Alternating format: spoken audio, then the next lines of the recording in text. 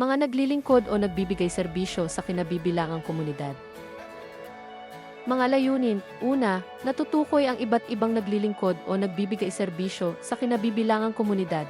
Ikalawa, naiisa-isa ang gawain ng mga naglilingkod o nagbibigay serbisyo sa kinabibilangang komunidad.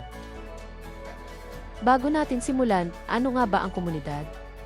Ang komunidad ay binubuo ng mga pangkat ng mga tao na naninirahan sa isang pook na magkatulad ang kapaligiran at pisikal na kalagayan. Atin namang isa-isahin kung sino-sino ang mga taong naglilingkod at nagbibigay serbisyo sa kinabibilangan nilang komunidad. Ako ay isang doktor. Ginagamot ko ang mga taong may sakit. Nagbibigay ako ng tamang gamot upang sila ay gumaling. Ako ay isang pulis.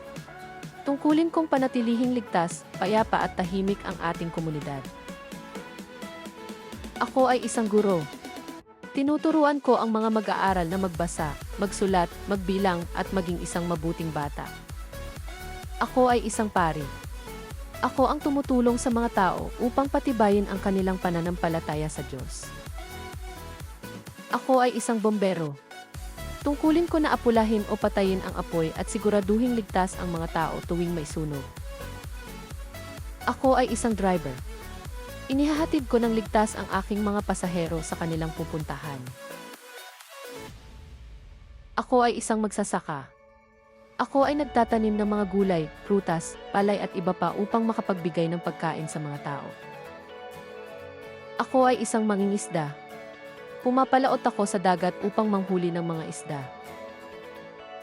Ako ay isang karpintero. Kinukumpuni ko ang mga sirang kagamitan, gumagawa ako ng iba't ibang kagamitang yari sa kahoy at nagtatayo ako ng mga bahay. Ako ay isang mananahi. Tinatahi ko ang inyong mga damit upang tayo ay magkaroon ng kasuotan.